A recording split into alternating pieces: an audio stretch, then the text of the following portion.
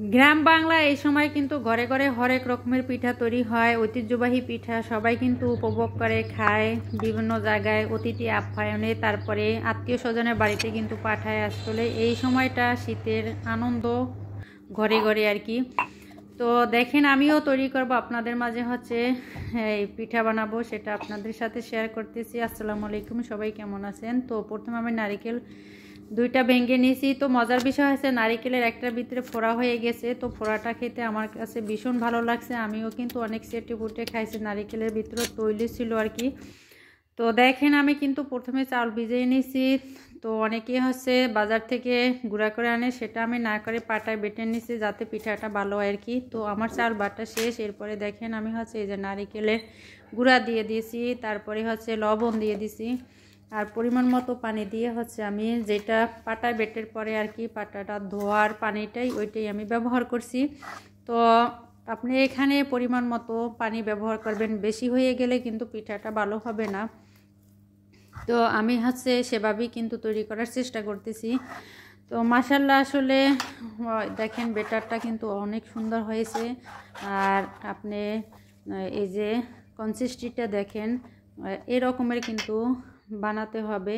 এরপরে আমি পিঠাটা যে ভিজাবো তার জন্য রস তৈরি করে নিচ্ছি। এই যে দেখেন অনেকে খেজুরের রস দিয়ে বানায়, সেটাও কিন্তু আলাদা মজা। ওইটা খেতে আমার কাছে ভীষণ মজা লাগে। কিন্তু খেজুরের গুড় তো বাজার থেকে এনেছি, সেটা কিন্তু একদমই ভালো ছিল না, মোটামুটি আর কি। তারপরে আমি তেজপাতা দারচিনি দিয়ে দিচ্ছি ঘ্রাণ আসার জন্য আর কি। এরপরে দেখেন আমার পিঠাগুলো কিন্তু অনেকটা মোটামুটি ভালো হয়েছে আর কি বলতে গেলে। যেহেতু আমি রাত্রের বেলায় পিঠাগুলো বানাইছি আর কি, অন্ধকারের মধ্যে পিঠাটা ভাজাটা দেখাইতে পারলাম না আপনাদের মাঝে। এই তো আমি রাইস কুকারে এই যে দিয়ে দিচ্ছি রস। তো এখানে অনেকে আসলে কি বলে যে আগে দুধ ফুটিয়ে তারপরে মিঠা দিতে হয়। আমি আসলে একসাথেই সব কিছু কিন্তু দিয়ে দিচ্ছি। আমার কিন্তু দুধটা কিন্তু ফেটে যায় নাই, ভালোই ছিল। এরপর দেখেন রাত্রে একদমই পিঠা কিন্তু খাওয়া হয় নাই। এই যে রাইস কুকারই ছিল ওরকমেরই, দেখেন কতটা পিঠাটা বসে গেছে, ফুলে উঠছে।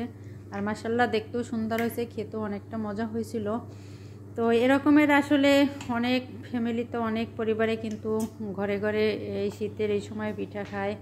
তো আসলে খেতে ভালোই লাগে, আত্মীয় স্বজনের মাঝে সবাইকে বিলিয়ে দিয়ে খাইতে অনেক মজা আনন্দ। তো আসলে আমার এই পিঠা আজকে বানানো কেমন হয়েছে সেটা সবাই লাইক কমেন্ট করে বলবেন। আর যদি আপনাদের কাছে ভালো লাগে থাকে তাহলে প্লিজ সাথে থাকবেন ভালোবাসা দিয়ে। আর আপনাদের সবাইকে দাওয়াত রইল আমার পরিবারে আসার জন্য। আসসালামু আলাইকুম, ভালো